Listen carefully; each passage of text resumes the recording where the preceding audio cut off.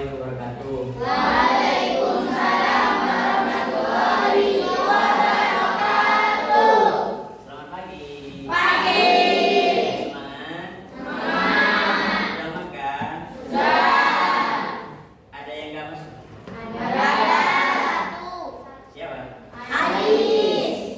Saya absen dulu ya. Ya. Ainur Rafiko, Hadir. Asifa Amelia, Hadir. Dafa Aditya, Dafa Arkan Krisnata, Dewa Hendra, Vira Ramadhani, Gisela Putri Wahyu, Hanifah An, Hadir.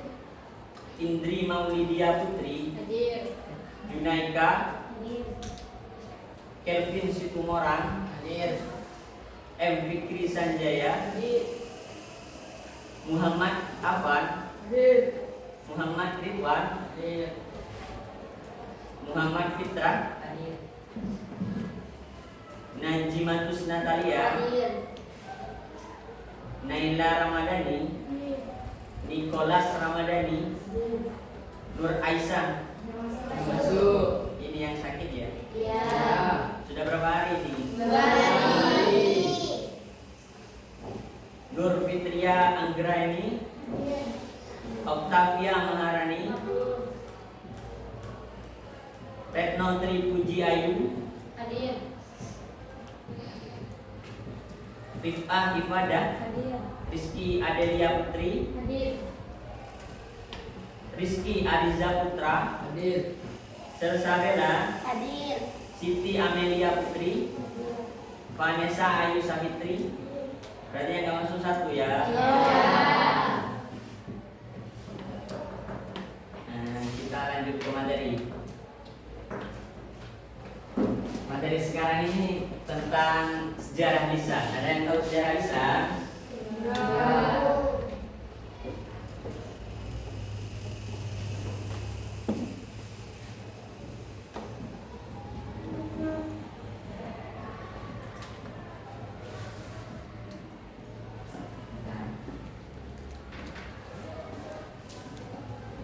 Memahami sejarah lisan. Sejarah lisan adalah tradisi penyampaian informasi masa lalu melalui kisah dan narasi dari mulut ke mulut. Seringkali dari individu yang terlibat,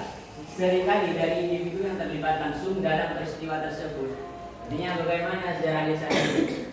Sejarah lisan ini diceritakannya itu secara dari mulut ke mulut. Artinya dari orang yang tahu tentang kejadian tersebut lalu diceritakan kepada orang lain yang belum tahu tentang kejadian tersebut. Contohnya bagaimana di Wonojati, misal di Wonojati ada suatu kejadian bersejarah. Nah, yang tahu ini mungkin kakek kalian kan?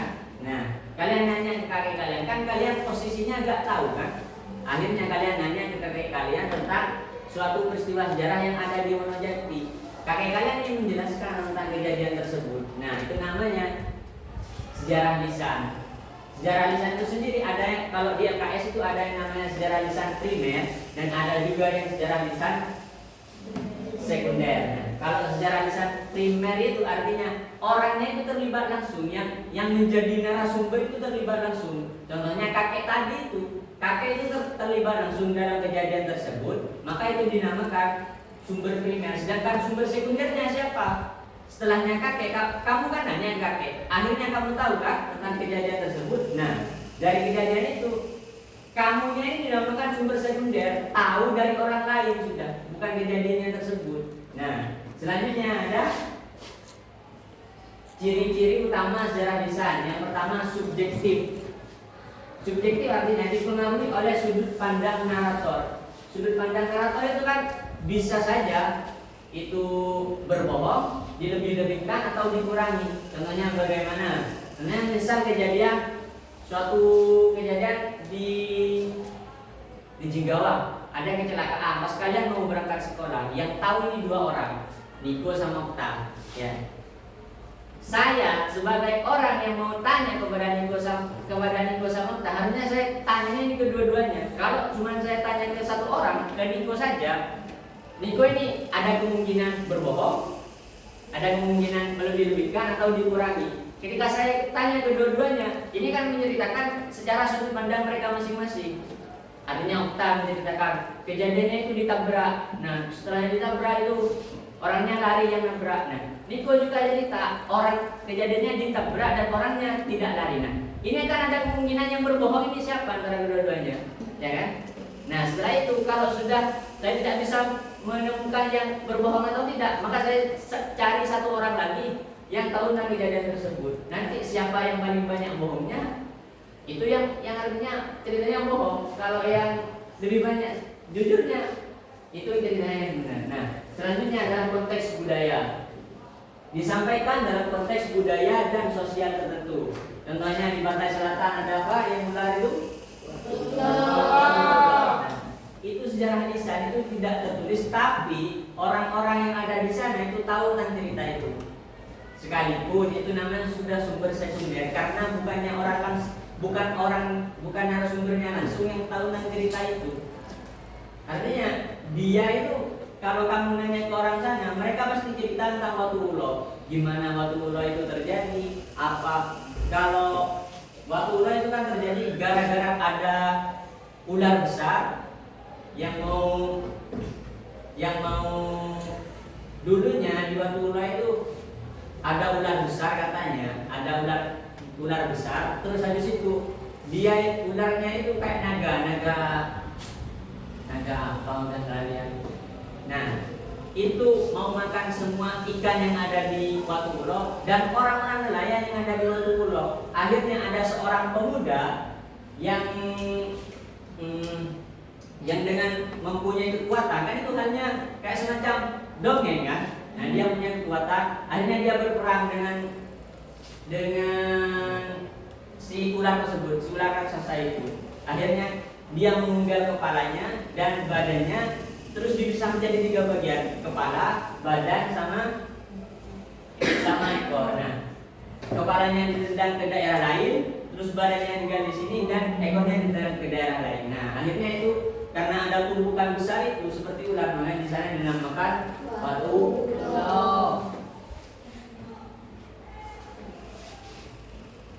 Yang terakhir bergantung pada memori. Nah, dari cerita Watu Ulo itu kan orang pastinya punya lupa, punya ingat, banyak yang lupa, banyak yang ingat. Nah, tergantung dari narasumbernya. Narasumbernya itu masih ingat atau tidak, kebanyakan ingat atau tidak. Maka dari itu, kalau kita melakukan riset tentang sejarah lisan, kita gak boleh cuma ngambil satu orang, minimalnya itu 3 orang. Artinya kalian harus mencari 3 narasumber untuk dijadikan 3 orang dijadikan narasumber. Nanti kalian wawancarai mana yang banyak bohongnya, mana yang gak bohong. Nah, itu yang dinamakan sejarah lisan. Lanjut ya. Pentingnya sejarah lisan, mengisi kekosongan. Apa itu mengisi kekosongan? Menyediakan informasi yang tidak ada dalam catatan resmi. Nah, orang-orang itu bisa speak up, orang-orang itu bisa cerita karena adanya sejarah lisan. Contohnya misal kayak ada kecelakaan tadi itu kan gak mungkin orang mau nulis tentang suatu kejadian kecelakaan terus ditaruh di museum gitu kan, gak mungkin. Terus habis itu kan nanya orang-orang tentang kecelakaan itu. Nah, orang yang tahu kejadian tersebut kayak Niko sama Okta, dia akan bercerita tentang hal tersebut. Yang kedua, menghargai budaya, menampilkan nilai-nilai dan praktik budaya yang beragam. Dan contohnya kayak tadi itu sudah kayak yang di Watu Ulo, itu kan budaya. Terus yang ketiga, memberikan suara, memberikan ruang bagi kelompok minoritas untuk berbagi pengalaman. Artinya memberikan suara. Orang-orang itu disuruh berbicara ketika tidak ada yang mau menulis sebuah kejadian, tapi ada kejadian penting dan orang-orang tidak mau menulis. Artinya dia disuruh menulis kejadian tersebut atau memberikan suara tersebut kepada pewawancara, disuruh dijadikan narasumber. Terus yang ke metode pengumpulan sejarah lisan, yang pertama ada wawancara. Wawancara ini apa itu wawancara? Ada yang tahu wawancara? Apa wawancara? Melakukan apa ini? Melakukan percakapan langsung dengan pertanyaan terbuka untuk mendorong cerita. Nah, tatap muka itu namanya wawancara. Saling dia, contohnya Niko sebagai wawancara, saya sebagai narasumber dan saya yang wawancara. Saya tanya ke Niko, berkomunikasi. Nah, itu namanya wawancara. Terus habis itu diskusi kelompok. Kalau wawancara saya sama Niko. Kalau diskusi kelompok, kejadian kecelakaan itu kan tadi yang tahu itu 2 orang, Okta sama Niko. Nah, akhirnya mereka dikumpulkan sama saya lagi. Nah, akhirnya tanya-tanya tentang 2 orang tersebut. Lanjut ya. Yang selanjutnya adalah observasi, mencatat cerita yang terjadi dalam konteks sosial seperti ritual atau tradisi untuk memahami narasi yang terjadi dalam kehidupan sehari-hari.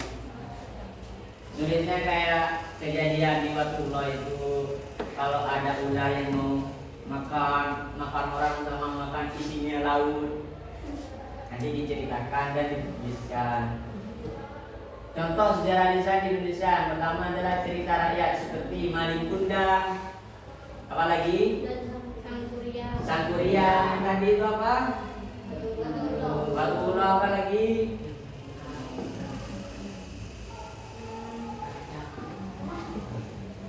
Apa? Terus ada lagi yang namanya kesaksian peristiwa sejarah, pengalaman dari orang yang terlibat dalam hari kemerdekaan 17 Agustus 1945. Kalau sudah tahunnya 1945, kemungkinan siapa yang masih hidup sekarang? Kakek. Ya, kakek. Nah, kakek itu bisa dijadikan sebagai sumber primer karena kakeknya itu tahu sendiri tentang kejadian tersebut, tentang kejadian kemerdekaan, bisa dijadikan sebagai sumber primer. Orang yang tahu tentang kejadian itu. Nah, kalau sudah Bapak, apakah Bapak tahu tentang kejadian ini? Enggak tahu aja. Nah, itu namanya sumber sekunder. Itu namanya sudah tradisi lisan. Jadi kesimpulannya, warisan sejarah lisan memperkaya pemahaman kita tentang masa lalu dan memperdalam apresiasi terhadap budaya. Dengan mengumpulkannya, siswa dapat menghargai warisan budaya dan perspektif yang bermakna dalam sejarah nasional. Sejarah lisan memperkaya pemahaman kita tentang masa lalu. Artis, kita dari sejarah lisan kita ini bisa tahu bagaimana kejadian yang ada di masa lalu dan sebagainya. Sudah habis ya. Sekarang kerjakan sebagai tugas buat kalian. Kalian kerjakan halaman 25.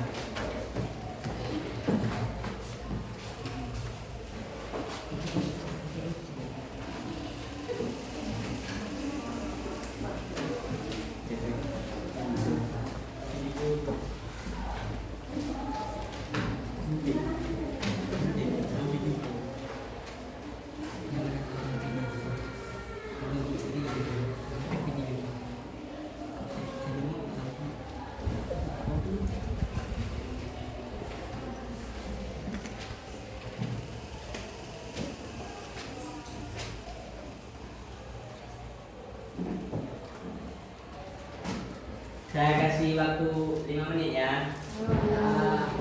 Kan soalnya cuma esai.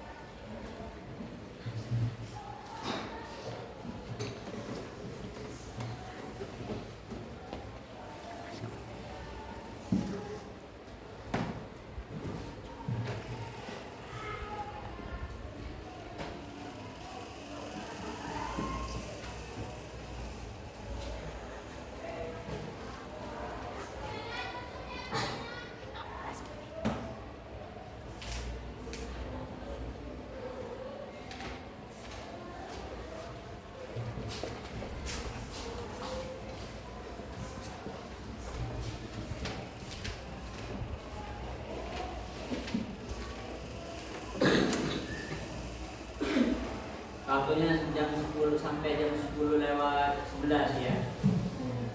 Di situ dikumpulkan.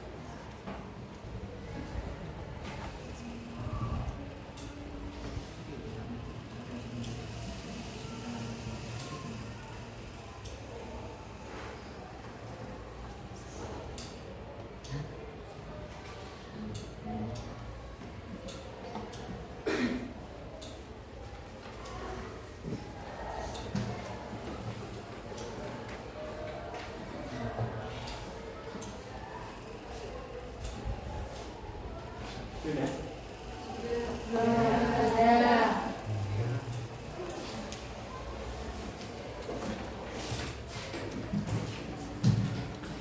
Koreksi dulu. Siapa tahu salah. Ada jawaban yang paling benar. Ini masih jam 10 lewat 8 kurang berapa? 3 menit.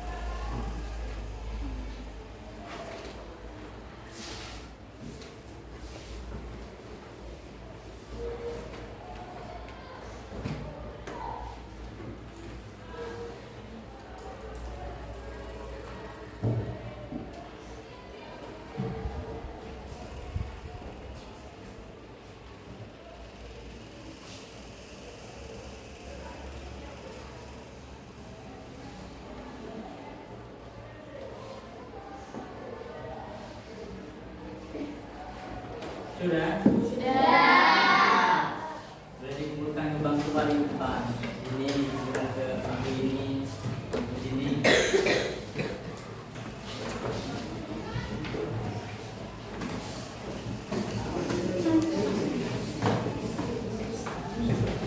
Sudah.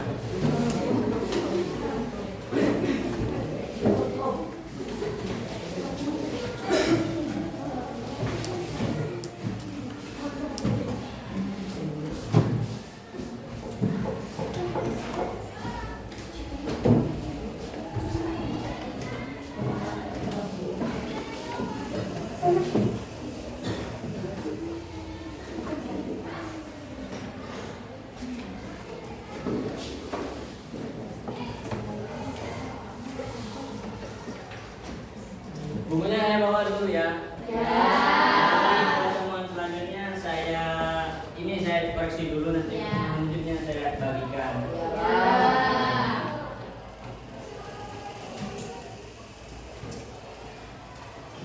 Masih ingat tentang sejarah lisan? Apa saja ciri-ciri sejarah lisan? Ada yang tahu katanya apa?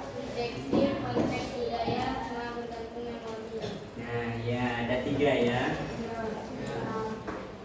Terus ada lagi bagaimana metode pengumpulan sejarah lisan. Mana? Wawancara, diskusi kelompok. Wawancara dan diskusi kelompok. Ingat tentang wawancara?